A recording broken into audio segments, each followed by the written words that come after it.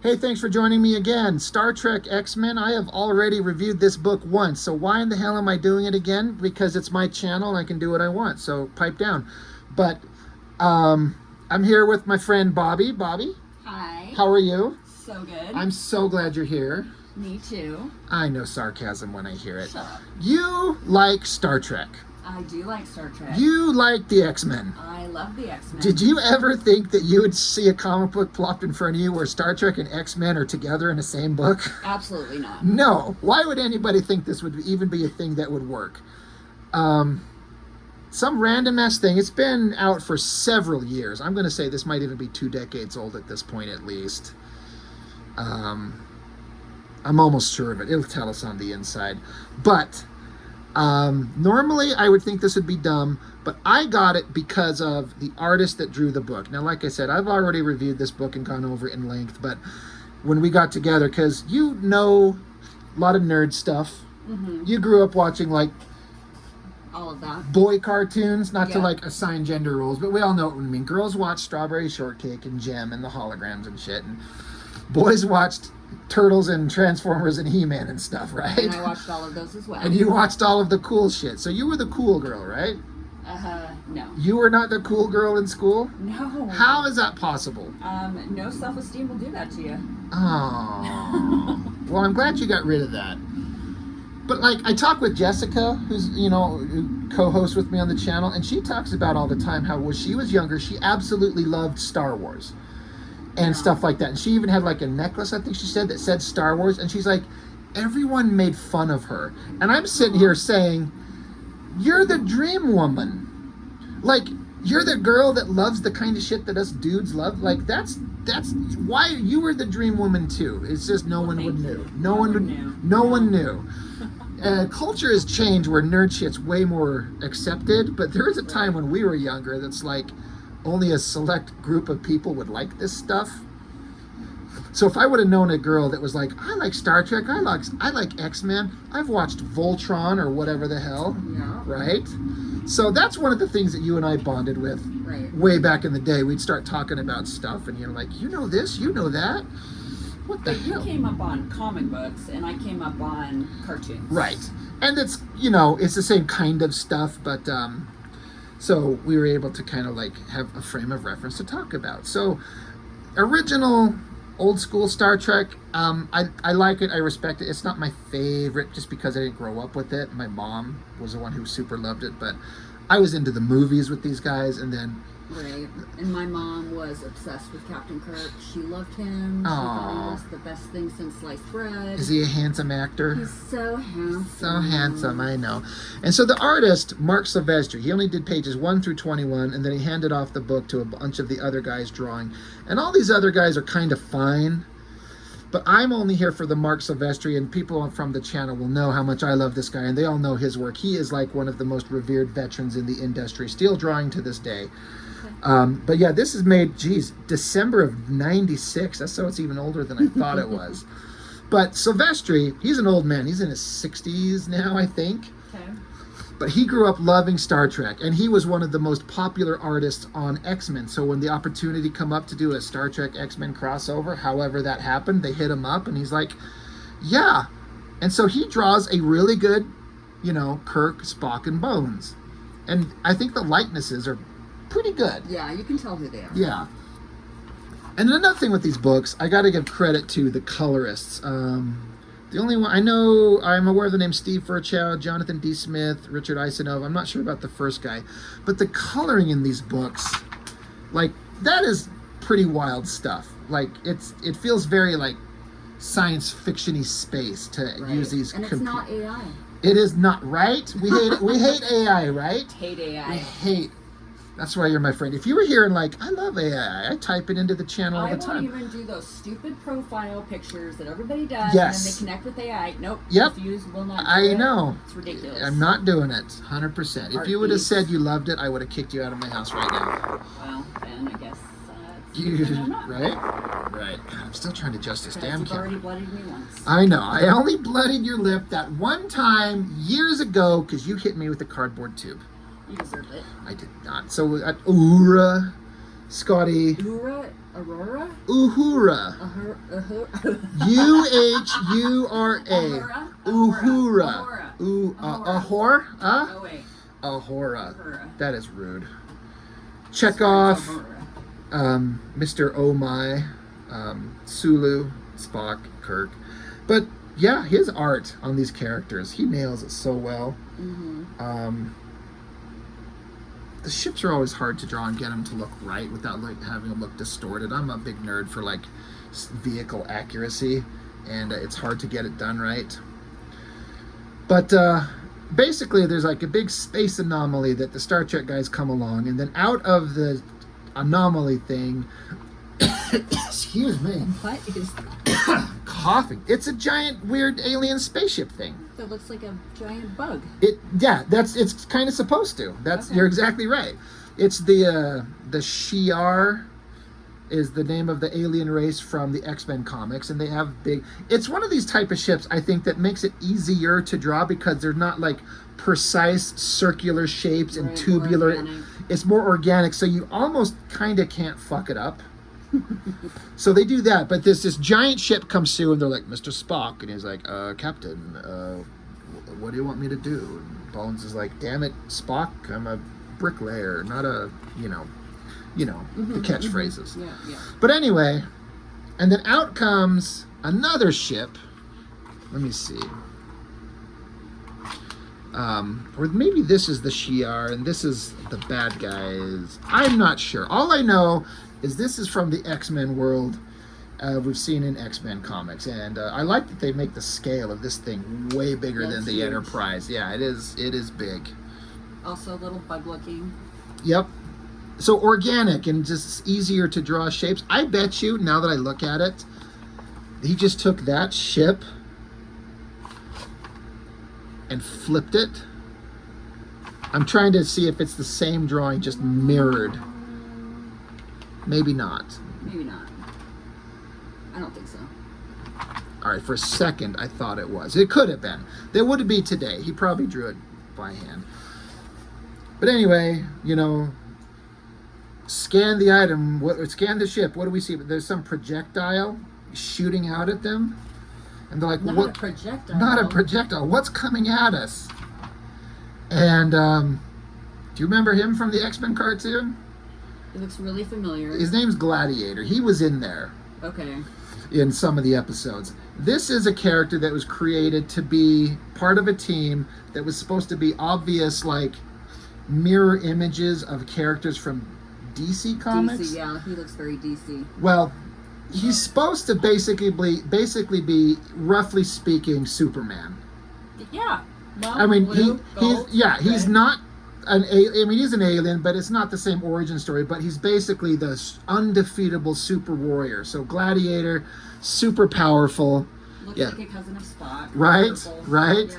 And so Spock's like, he's out in space talking. How can we hear him speak in a vacuum? And Spock's like, we should be able to.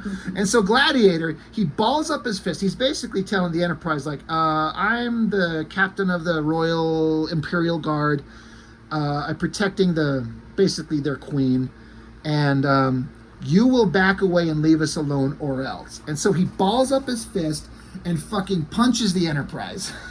Wow. He just punched it. I think there's the indications. I mean, is he bigger? I mean, no, the perception is that he's huge compared to it's just the perspective. He's just human-sized, but just think Superman. Superman could punch the Enterprise and send it flying back. Like, his power level is that strength. So that was just him demonstrating how powerful he is, and Kirk's like, we got people flying in space punching ships.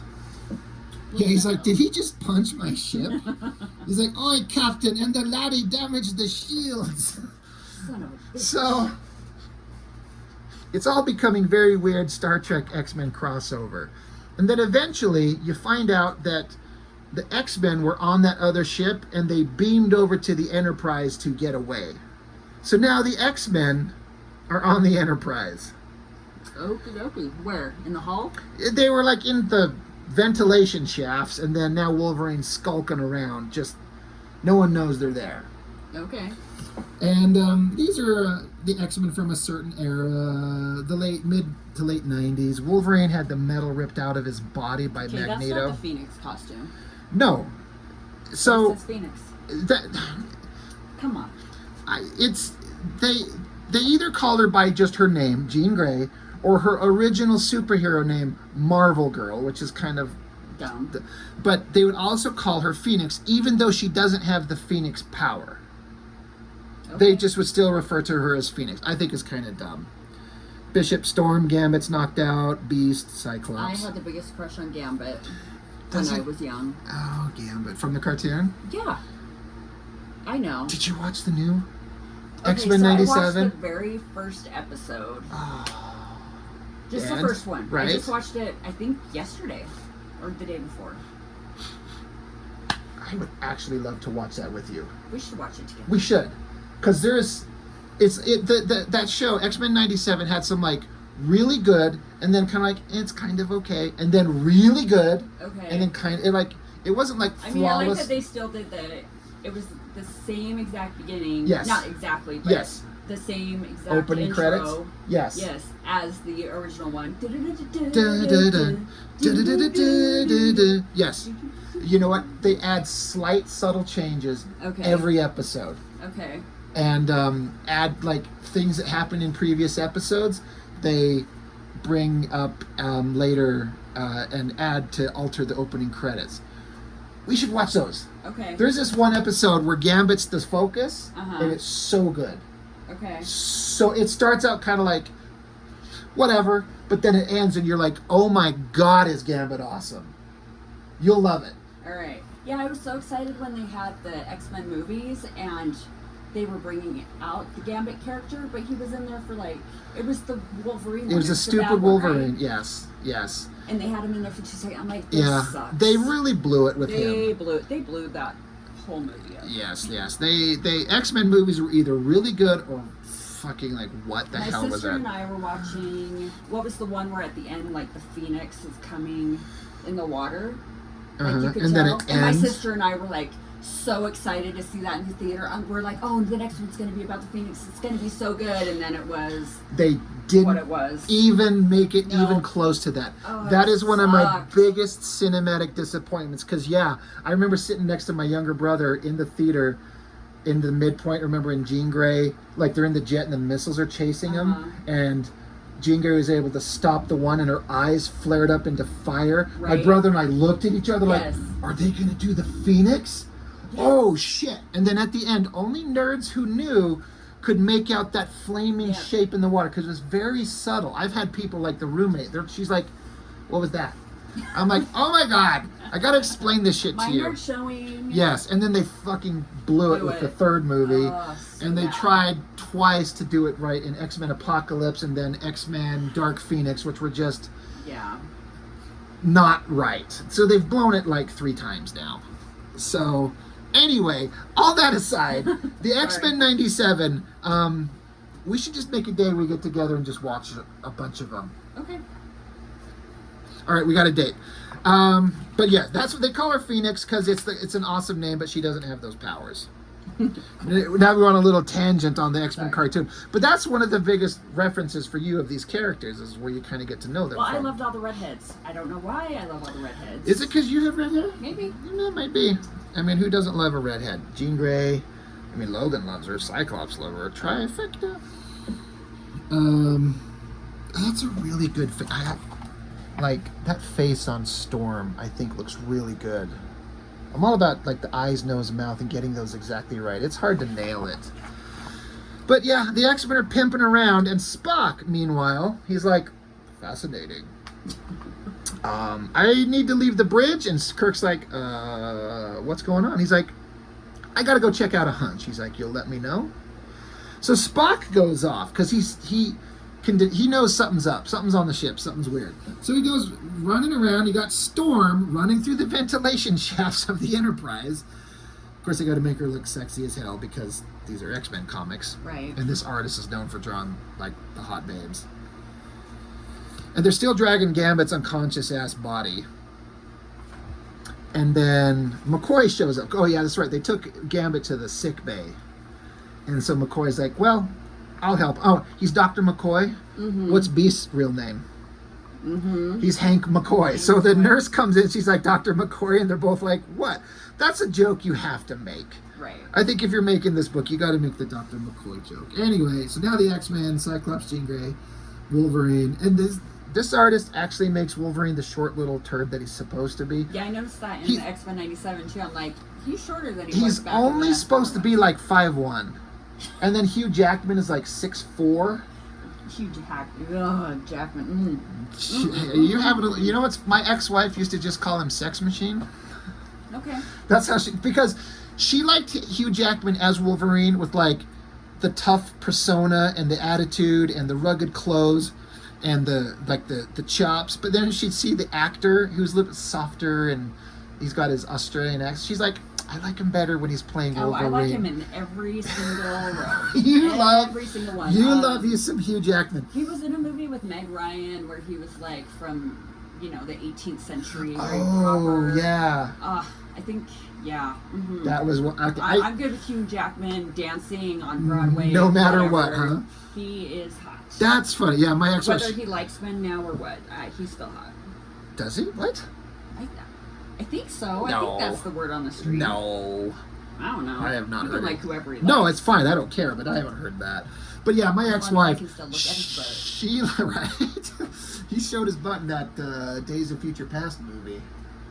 When he went back in time to the 70s and he got out of the waterbed. Yeah. My ex-wife was like, Rob, look, Sex Machine's naked. I'm like, I know, right?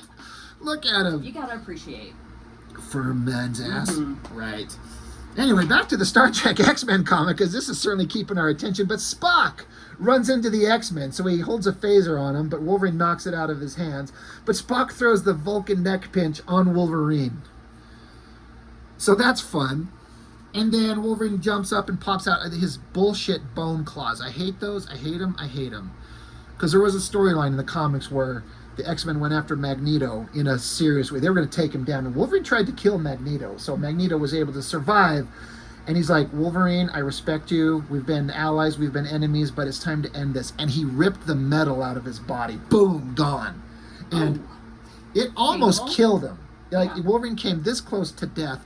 But then they found out that, because the story of Wolverine was always, he's a mutant with enhanced animalistic tendencies and senses and a rapid healing factor. So then the Canadian government grabbed him, and they have access to this magical, unbreakable metal. And since he can heal, adamantium, they can apply it to his bones, and then they put weapons under his hands to be like the perfect, like, hidden, discrete weapons that can cut through anything. And then they decided once they ripped the metal out of him, they're like, oh, he had bone claws all the time too.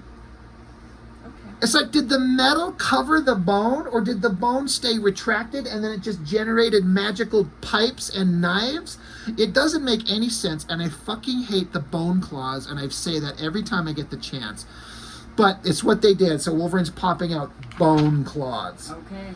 I hate it. So I think this is the last page by Silvestri. No, this one is by the artist who's really good. So the X-Men meet the Star Trek crew, and they're trying to solve a problem with some other character that was in no, it's a combination of an X-Men villain and a Star Trek villain somehow. Okay. But this is a good shot of class. Well, you got basically Kirk, and then Spock, right? And then the X-Men. But this artist, Mark Silvestri, he's really, really good. I like his work. Good job, Mark. Thanks, Mark. And then from here on, it goes on to some other artists who are good. It's just not him, and so I was like less interested. It's fine. Okay. You're probably like, I can't see a difference, Rob. No, I can tell a difference. Like the likenesses are not quite the same, but these guys are all giving their best. Like, I'm not trying to be disrespectful to the artist involved, but they do their best. This is one page by one guy, and it's fine. Just like draw the X-Men and the Star Trek guys and down on the planet and do some architecture. And then X-Men villain, Star Trek villain. They're screaming at Gary, Proteus. It's like the X-Men villain and the Star Trek villain merged into one body, and that's how they're like, oh, it's a friend of yours.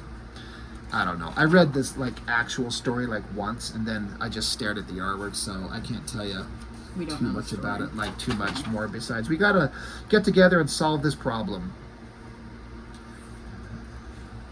It's funny to see them drawing normal human dudes, and then like the giant muscular, like bishop.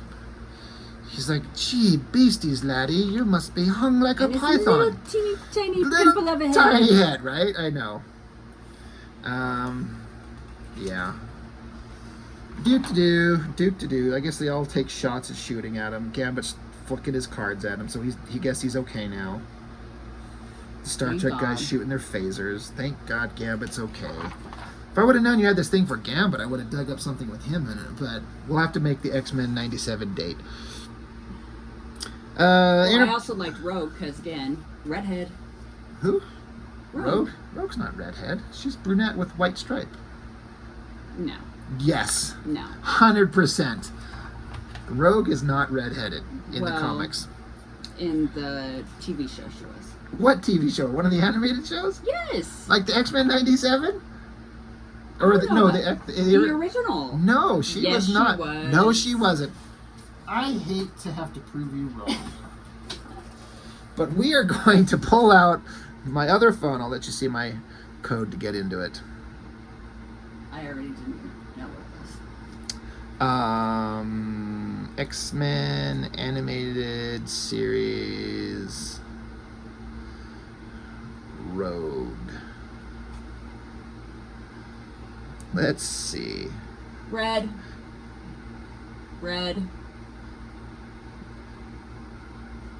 Rogue's best scenes. Storm, mistress of the elements, commands you to release that child. Lighten up on the speeches, sugar. She is not a redhead. She is too redhead. That is red. Down, you flying freak. She has never been a redhead. Oh, for hell's sake. It's staring you in the face that it's red, and you're in denial. I need a comic book. Hold on. I like that these videos trail off. Oy.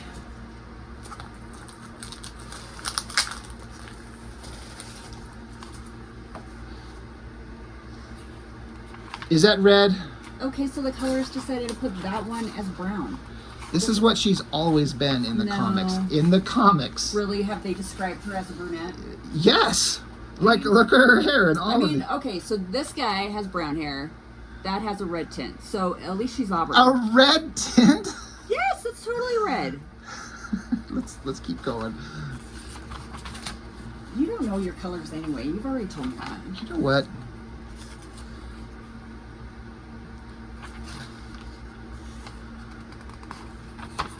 These old news and the printings. colors are muted anyway. They're very old newsprinty. She's totally a redhead. That's red? Yes. Look at that. That is red. Red.